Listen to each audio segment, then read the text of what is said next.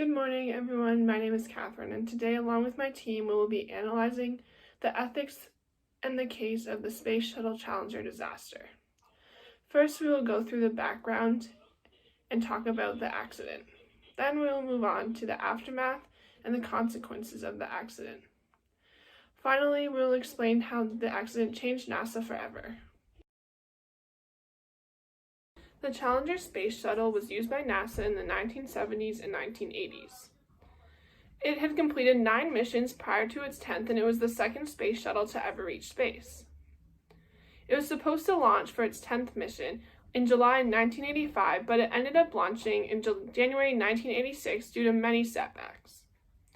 It was set to launch from Cape Cod, Florida.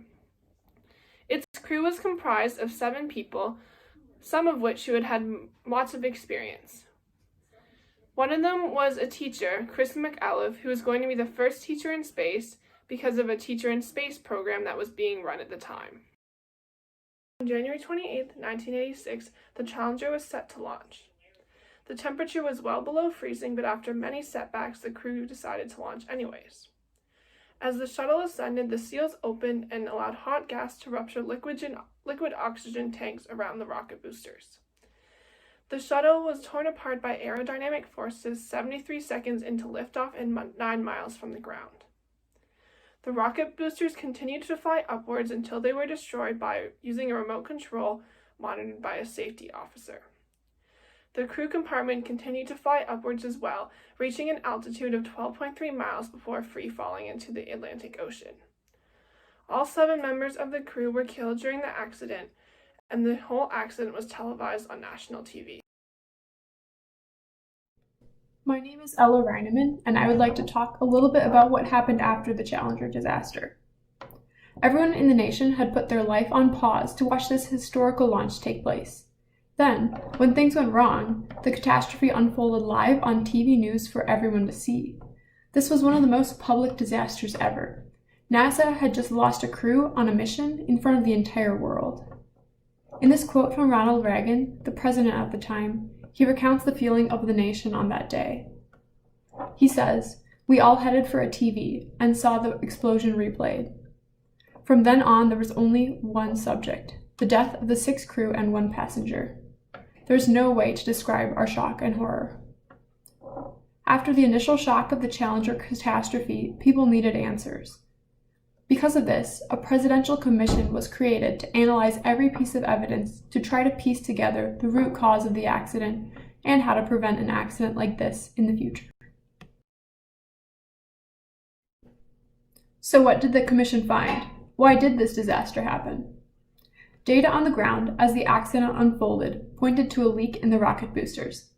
As you can see on the diagram here, the boosters are the large white tubes filled with fuel that combusts to move the rocket forward. As the leaking boosters continued to fire during the launch, the flame eventually burned through the external part of the shuttle.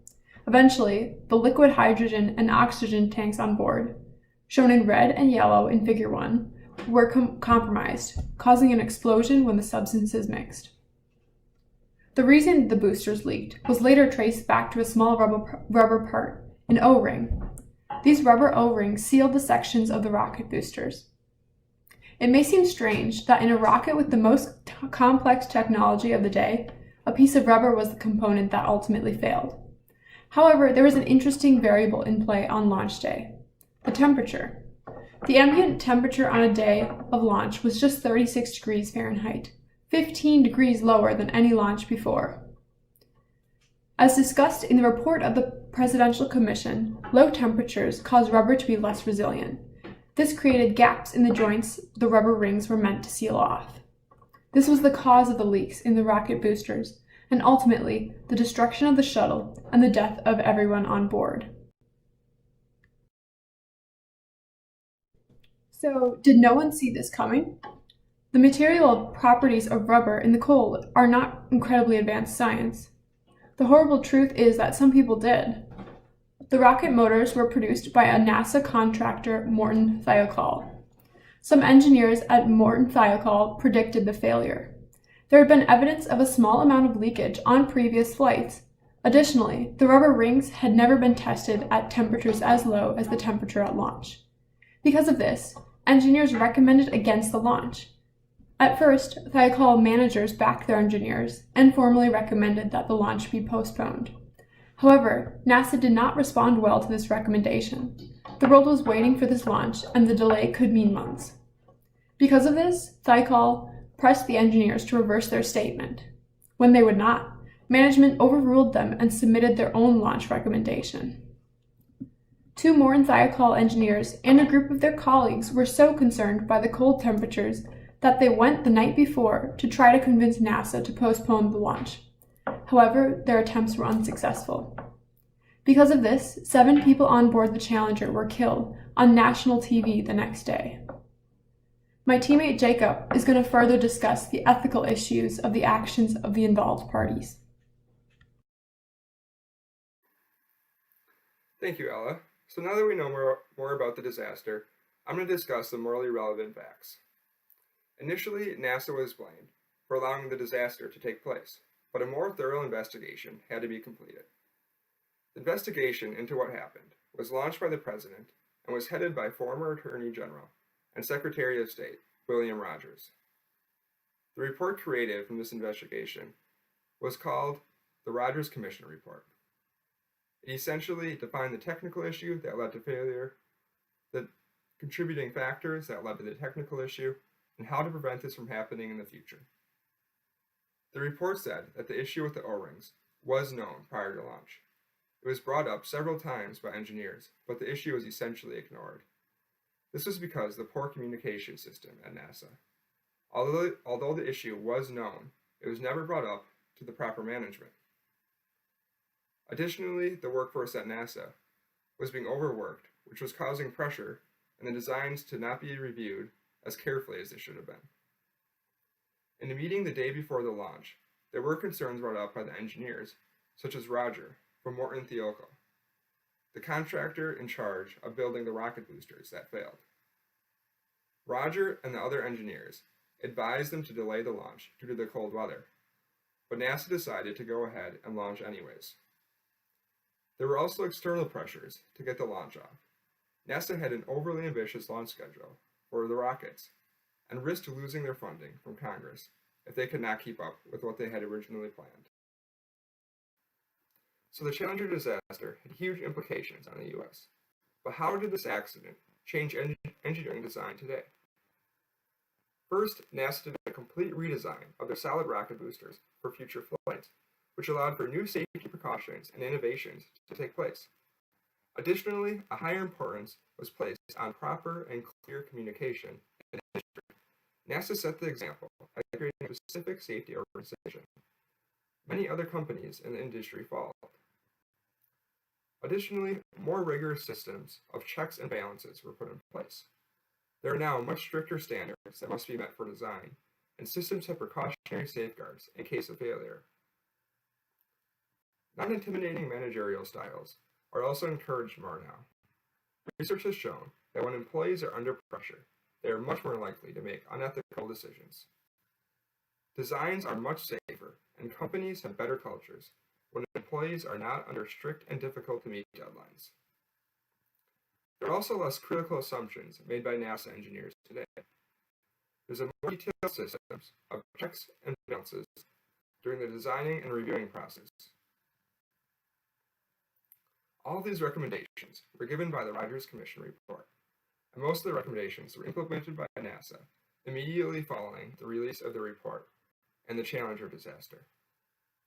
Many other companies in the aerospace engineering industry followed NASA's example and made these changes to their companies as well to create a safer future.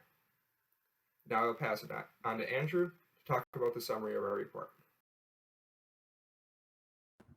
Thank you very much, Jacob. And as Ella touched on earlier, Ronald Reagan did give a speech to the American people, when in fact that evening he was supposed to be giving the State of the Union address.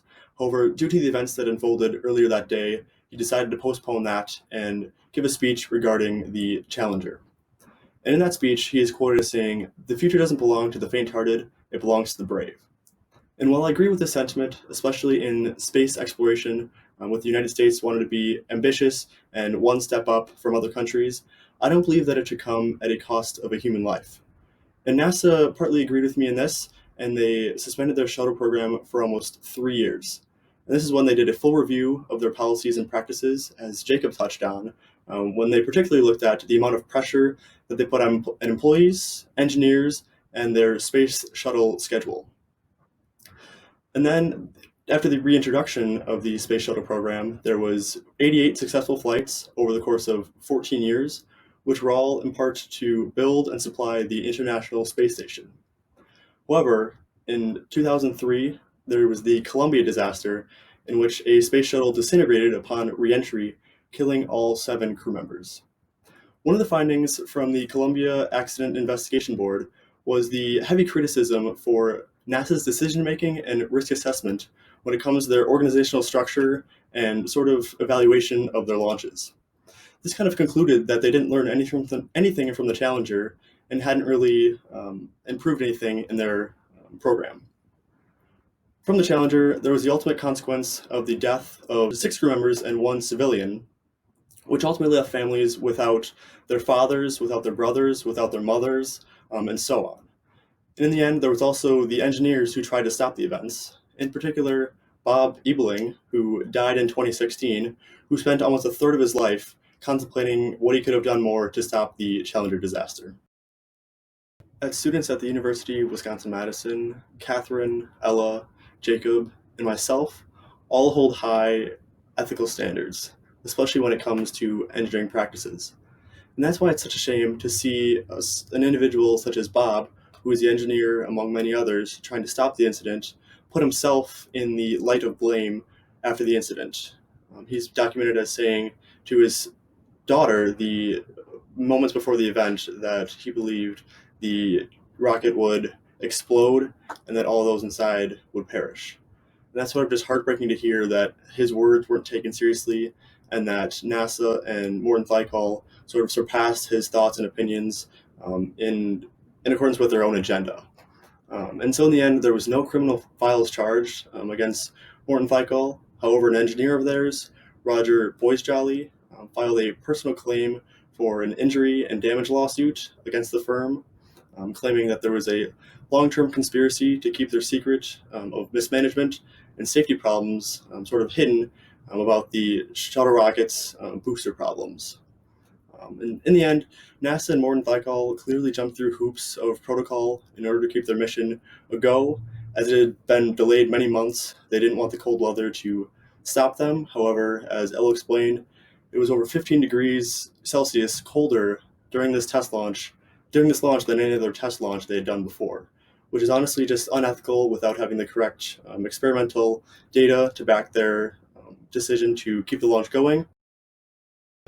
What hurts the most from this incident was the sheer amount of people that were watching this incident unfold on national television. As the social studies teacher was the first civilian to go up into space, there was increased media presence and therefore increased people watching it from their homes, and then elementary school and middle school kids watching it from their auditoriums and their classrooms. And for them to see their social studies teacher, the rocket that she was in, implode just seconds after liftoff is just heartbreaking. And this event should serve as a constant reminder to those making any ethical decisions within engineering or other walks of life that you must also consider all parties involved, not just your own agenda. That should ultimately come down to what's the safest and ultimately valuing human lives in the end.